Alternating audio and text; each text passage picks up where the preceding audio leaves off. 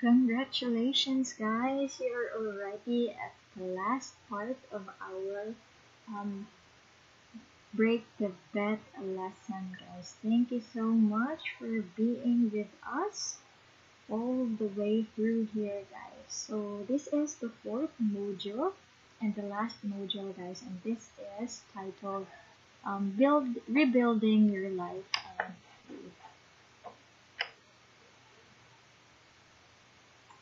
So, letting go of guilt and shame. So, first step of rebuilding your life and your faith is to let go of guilt and shame. Again, in corresponding with the problems that we are facing as a gambling addict, we have guilt and shame of what we've done. But then, the first step to heal is to let go. So, kinakailangan na natin i-let go yung mga nafe-feel natin, guys, para hindi tayo ma-corner at hindi tayo ma-imprison sa feeling of guilt and shame. Kinakailangan din natin palayain yung sarili natin. So, forgive yourself. Understand that no one is perfect, and mistakes are part of the journey. God's grace. Remember that God's love is greater than any of our mistakes, rather. And then start fresh. Every day is a new opportunity to rebuild your life and faith. So, we should forgive ourselves, guys, and understand na walang perfecto dito sa mundo, guys. And parte ng buhay natin ang magkamali. So, we have to be gentle to ourselves and we have to forgive ourselves.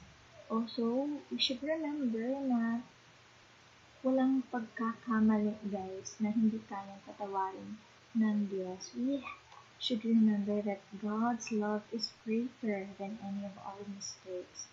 So, kayang-kaya niya tayong patawarin. And then, start fresh. So, each day na wino-work through mo yung buhay mo, so use that opportunity to rebuild your life and your faith. So if we confess, share ko lang to, if we confess our sins, He is faithful and just to forgive our sins, to forgive us our sins, and to cleanse us from all unrighteousness. 1 John 1:9. So humingi lang tayo ng forgiveness, guys, kay God, and forgiveness sa sarili natin, forgiveness sa mga taong nasa paligid natin, guys, because here in 1 John 1:9, it tells us that kung i-confess lang, kung angkinin lang talaga natin yung mga kasalanan natin, God is faithful and just para i-forgive tayo and para linisin niya yung lahat ng mga unrighteousness na meron tayo, guys. So, next is focusing on your spiritual growth. Daily prayer and meditation make time for reflection and connecting with God. Scripture reading, find comfort and guidance in the Bible. Build faith over time, strengthen your faith step by step, just as you heal from addiction. So, it's very important, guys, no, na aside from the help of other people around us, it's very important also na, no, most importantly, na dapat humingi tayo ng tulong sa Diyos. We should ask God to help us whatever it is that we are going through right now, especially for us to recover from the addiction. So, prayer ka every day and meditate, guys. Read the Bible, or join groups, guys, that would really encourage you to grow your faith and to strengthen your faith with kay God. So, step by step lang yan, guys.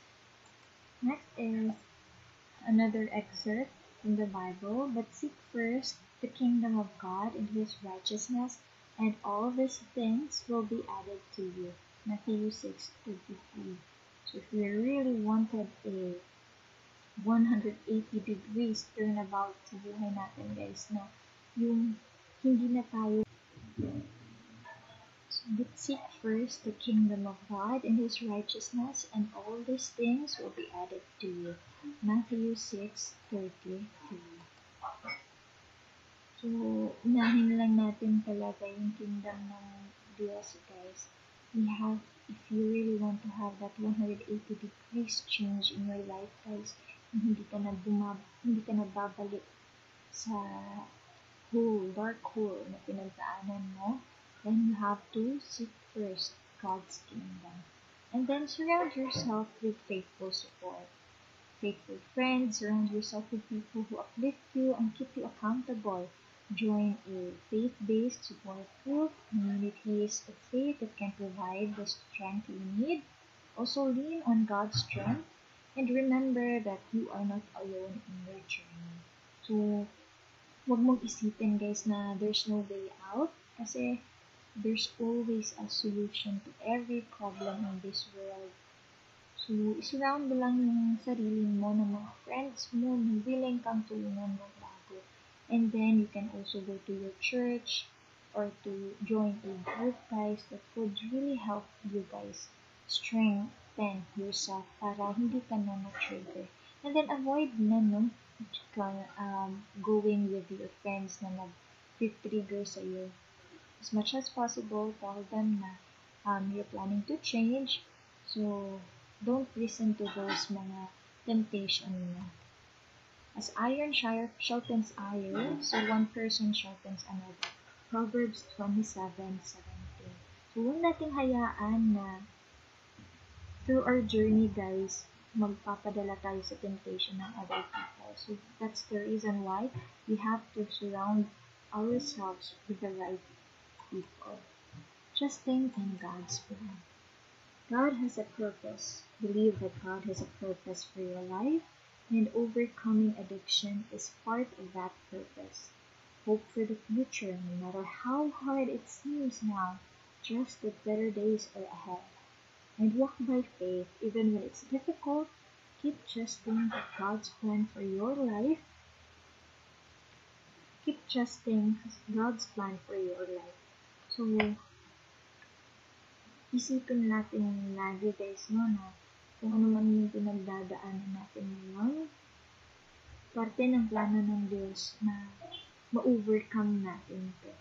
And meron tayong purpose, guys, kung bakit kailangan natin itong ma-resolve. And huwag kang mag-alala because kahit it's very difficult for us to understand or to overcome this, God will always be there for us. Tutulungan niyo tayo. For I know the plans I have for you, declares the Lord. Plans to prosper and not to harm you. Plans to give you hope and a future. So, yun lang. Jeremiah 29:11. Sinasabi dito, dineclare talaga ng Diyos that His plans for us is the best, no? Ang lahat ng plano niya para sa atin ay para sa ikakabuti natin at hindi ikakasama. So, that said, stay committed sa change na tinatahak mo ngayon. Every day, commit to your recovery and to living a better life. Celebrate small wins, recognize even the smallest steps as progress. With God, all things are possible. Trust that you can overcome any obstacle with faith and perseverance. So, guys, bigay natin lahat sa Diyos. At huwag tayong matakot, huwag tayong mag-alala because lahat ay posible. Kayang-kaya natin itong labanan. Kayang-kaya natin itong i-overcome. And when you feel like may mga small steps ka na small wins ka na, then you celebrate it.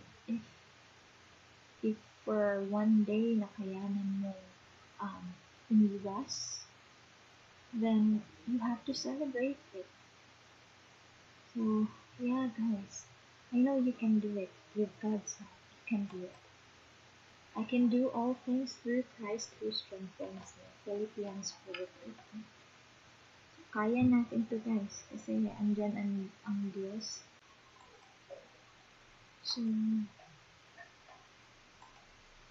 a life restored through faith. With God's help, you can rebuild your life. You can, guys. Huwag kayong dapat walang duda kasi kayang-kaya yan. Each step you take in faith brings you closer to healing and freedom. So thank you so much guys for joining this journey of healing and transformation. Breaking the cycle of gambling addiction is not easy, but every step you take brings you closer to a life of freedom, peace, and purpose. Remember, you are not alone in this fight.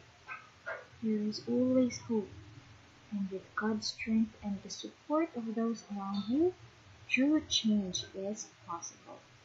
May you find comfort in knowing that better days are ahead, and that with faith, determination, and grace, you can rebuild your life. Keep trusting the process and believe in the power of a fresh start. We are rooting for your success. God bless you all.